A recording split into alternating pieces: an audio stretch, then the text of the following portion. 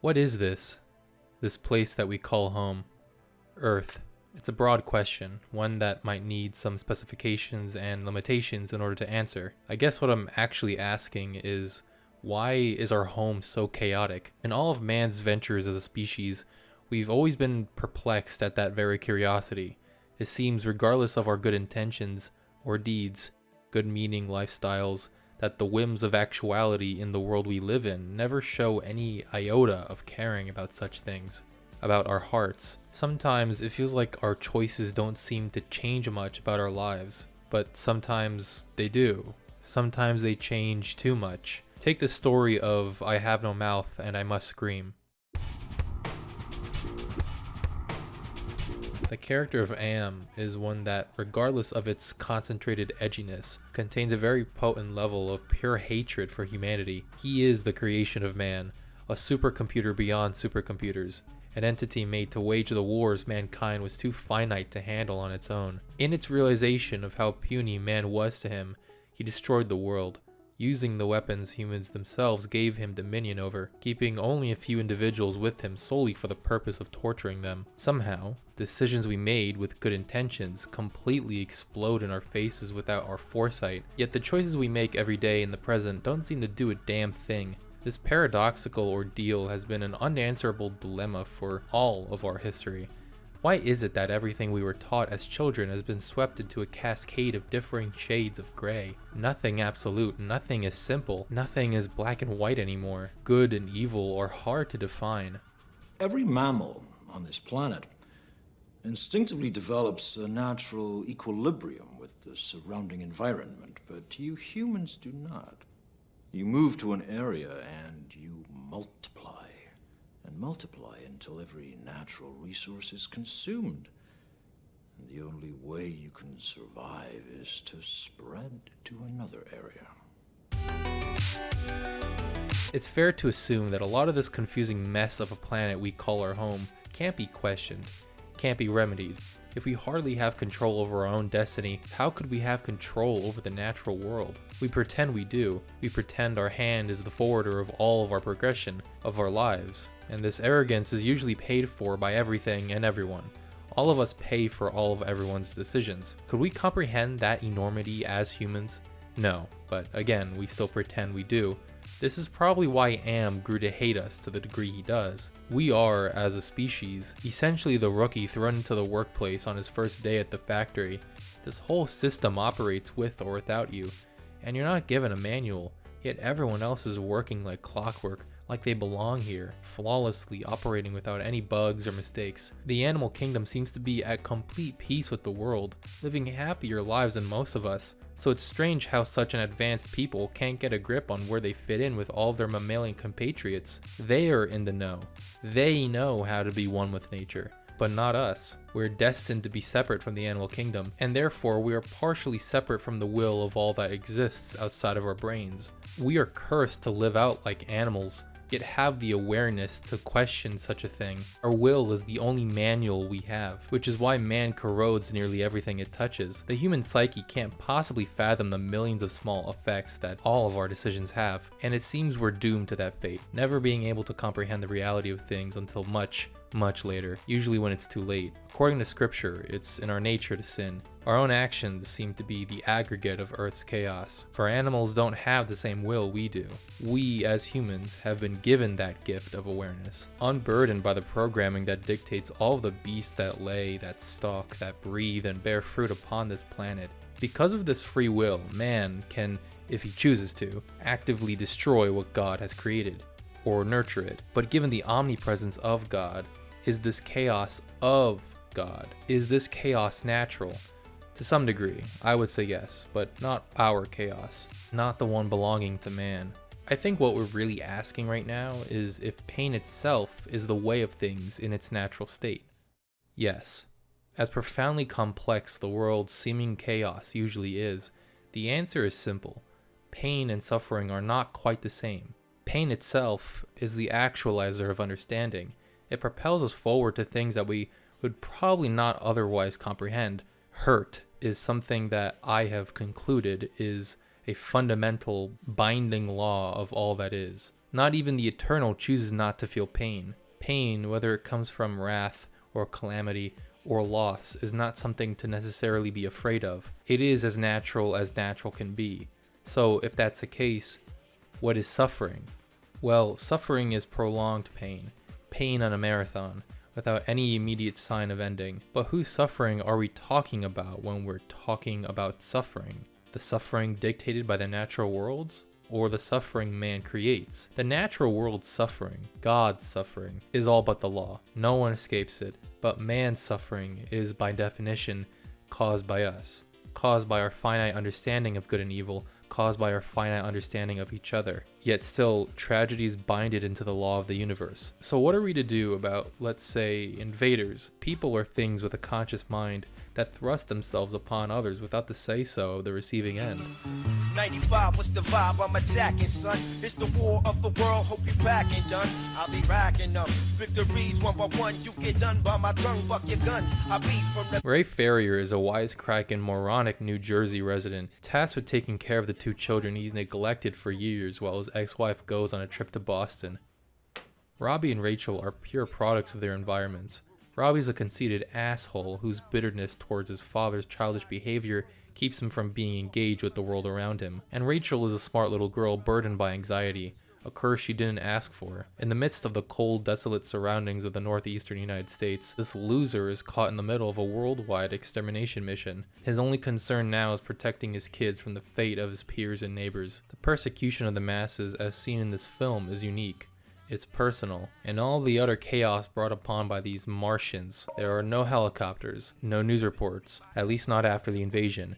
We experience this horrifying event through the eyes, and only through the eyes, of Ray, Robbie, and Rachel. The tripod's introduction, although hauntingly foreshadowed through said news reports in the comfort of Ray's modest home, does not take place in a giant city or a super important area of political significance. It happens right here, in the backyard of some random town in New Jersey. Regular, working class people, not scientists, not TV anchors or mayors, no one of high society, just us. We are the first of their victims. People that don't deserve it. People with kids, babies, uncles, aunts, cousins, fathers, and mothers. The most insignificant of us are the ones to suffer. And suffer they do. The tripod rises slowly from the ground, ripping apart this innocent town at the bedrock of its place of worship. The utter disbelief from the characters and the audience is perfectly captured by John Williams' accompanying music here. This thing should not be here. Its kin shouldn't be here. They inflict their unloving fury onto the lowly little apes they wish to extinguish. People turning to dust, women screaming. No cop can save them, no firefighter can fight them, and no soldier can hurt them. They are the superior world, and no amount of bargaining can confuse them, can halt them, because they don't want to understand you. Their societal advancement shown visually in how they perfectly blend organic elements and natural curvature into their mechs, almost communicating to their enemies that the tripods are them, are representations of who these aliens are, extensions of them. Ray and his family flee from the attack. What War of the Worlds does, not just this film, but the many versions that came before, is exclude its characters from contemporary avenues of information. Radio is cut off, institutions are dissolved, and electricity is a luxury. No communication, no news, no info. Ray's eyes only see an empty expanse of farmland and suburbs, and the one tripod is what he's running from. Soon he finds out that there are more, many more. All throughout the world there is a silent genocide. Millions killed without a peep, without an SOS, without reports, without reach. They die where they stand. America, London, Osaka, no one is spared, and it's not immediate either. The aliens kill us one by one, never stopping. There's no atom bomb level event. There's no wave of a sci-fi wand that kills us. It's systematic extermination, true torture, a slow, agonizing, but sure defeat. A defeat that, despite all our imperfections, we did not deserve. Suffering. Knowing this is happening is bad enough, but being refused the ability to see the world's reaction to it, that is true horror. That is true terror. Our experiences with other people are the only thing that confirms to us that we exist. Other humans perceiving you is a reflection of yourself. It seems people can never truly tell who they are without someone else doing it for them. That reflection reaffirms that you are an individual with a mind and thoughts, The same is true on a larger scale with whole countries. On a global scale, the reflection that we need is brought upon by mass communication, TV, radio transmission. It shows us how other humans are experiencing the same reality you are. So by taking away our means of communication and cutting us off from the rest of the world, mankind has no mouth and it must scream. People are given misinformation even days after the initial event. We, as a collective, can only imagine what is actually taking place in the bigger picture. Burning trains pass by, a river flowing with corpses. What on earth is going on? And no one does anything. No one can do anything. The earth is covered with a blood-red vine. The planet's identity being morphed and contorted by the hour. Destroyed military vehicles parked next to dead cows, covered in those vines. In all this turmoil, all this deliberate persecution, Ray is asked to do the simplest thing, sing Rachel a lullaby, and he can't do it. He doesn't know how. Even in the apocalypse, man can't do right by the others it's meant to love. Rachel turns away, completely disengaging with her own father. As the broken girl she's become, the only way she can respond to not receiving what her body and mind needs, which is comfort, is to pull away from a misunderstanding parent. That hurts, and it hurts Ray. It hurts him that he can't provide what his daughter needs, that he still doesn't know how to be a dad no matter how hard he tries, but he does nonetheless. He knows some lullaby. It's real hack-jawed, but it works. Ray adapted, and he did give her what she needed after all. Even if a bit unconventional, he got there. In these small moments, you can only call out in desperation, why is this happening? How could anyone let this happen? How long must we be persecuted? This has happened before. In history, yes, dozens of times, hundreds, but the event that this specific film draws all its images from happened on some random Tuesday in the beginning of fall a quarter of a century ago.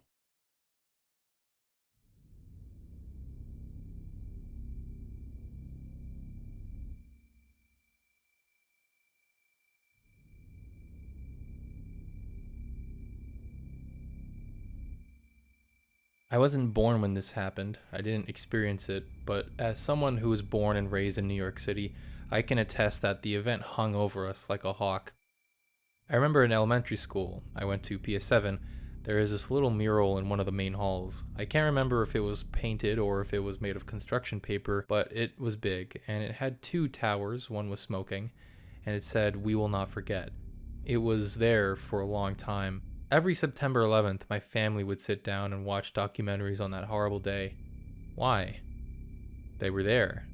They were alive, and they saw it. My father worked at the towers. Want proof?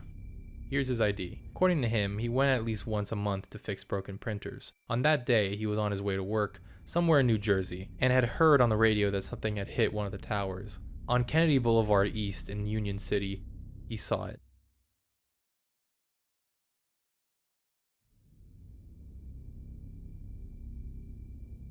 The North Tower blooming with a charcoal black smoke. My mother was home with my, at the time, 3-year-old brother. A sharp gasp erupted from my mom, who saw the second plane hit the South Tower on live television. My uncle, who worked close to the Trade Center, saw it right from below. These hulking monoliths just burning a deep vapor into the skyline of that cloudless expanse.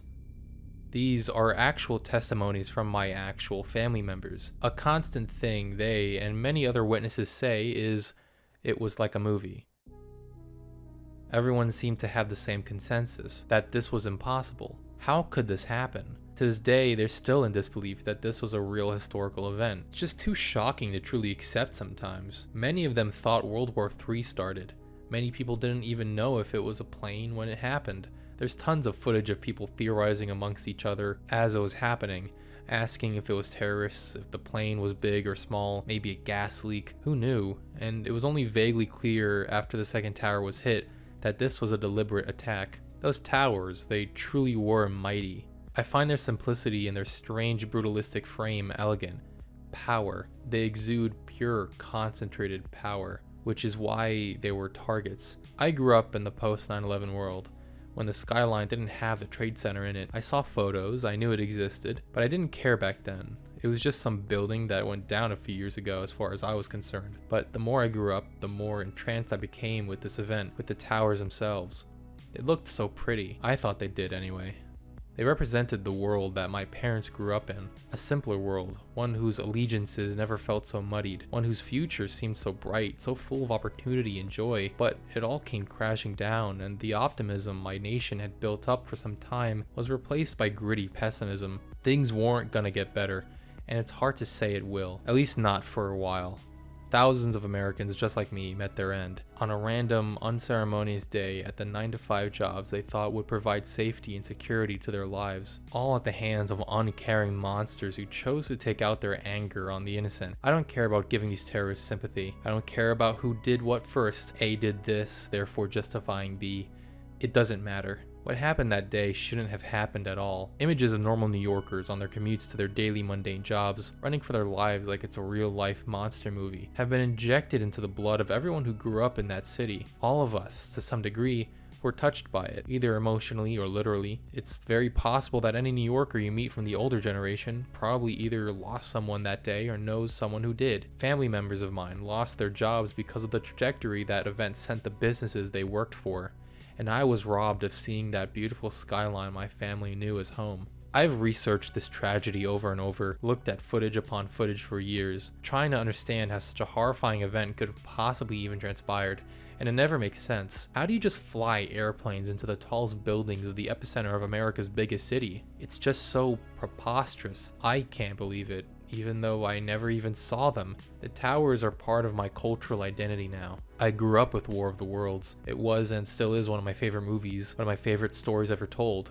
but I never really knew why until I began delving into the event that sparked its artistic vision. The events that unfold in this movie are riddled with confusion, paranoia, fear, and the lack of information about what is actually going on. The location was right in my backyard. I've walked into houses that look like this. I strolled down the streets of towns that look like this. Dead trees, a chill in the air, the smell of leather and dust. The film's inciting incident looks like the neighborhood I lived in for 12 years. Aside from the fact that I dressed like Ray Ferrier on a daily basis, War of the Worlds was one of those global disaster films that took place in my neck of the woods, therefore making it all the more shocking when I saw so much death, so much fear and desperation take place. The fear that Spielberg and the team created with the tripods, the haunting sound design, the dynamic action scenes, and the realistic acting felt closer to home for me than it probably did for other Americans. Just that name, taken from the H.G. Wells original War of the Worlds, is just so huge, so climactic. It gave me, personally, a taste of what my culture and family had to face just a few years before. It brought me closer to what defined the cultural circumstances of my birth.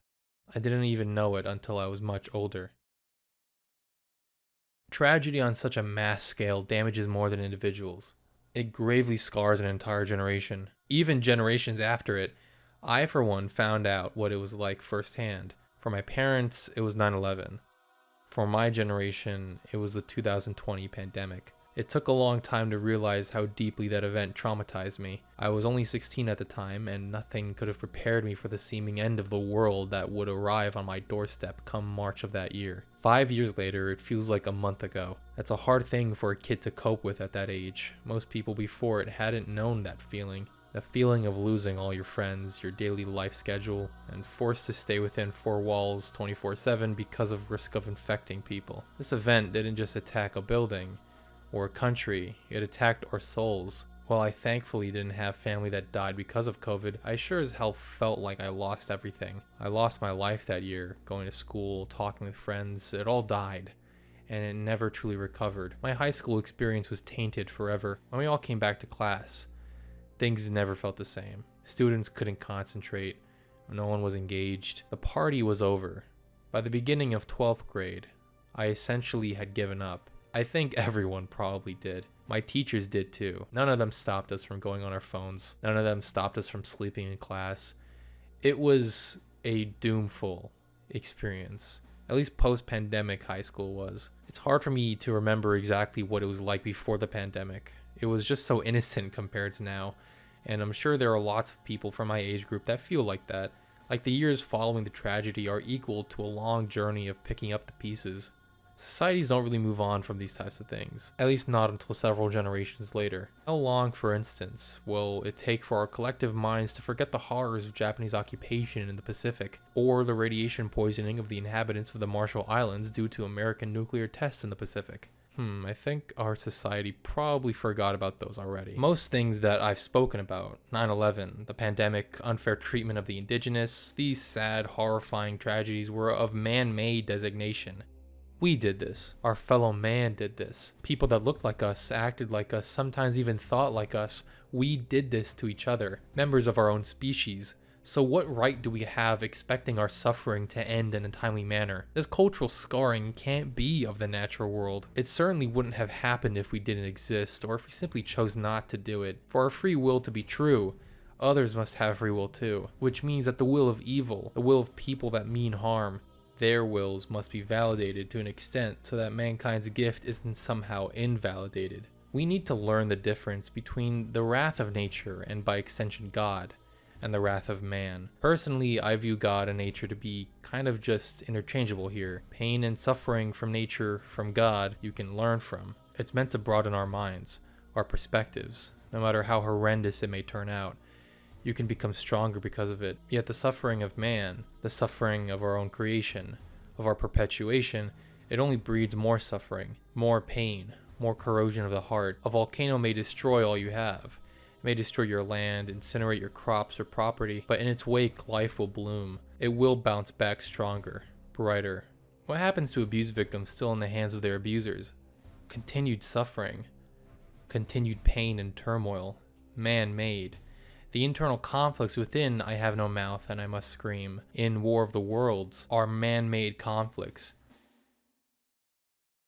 Am himself is filled with seething hatred of mankind, not only rooted in its nature as a creation of man, but simply from its observations of what man chose and continues to choose to do. In War of the Worlds, while it is the aliens that initiate suffering, is it their fault for Ray Ferrier's behavior? Is it their fault he can't be a father to his daughter? Is it their fault that he screwed up his marriage and his children are now being raised by another man?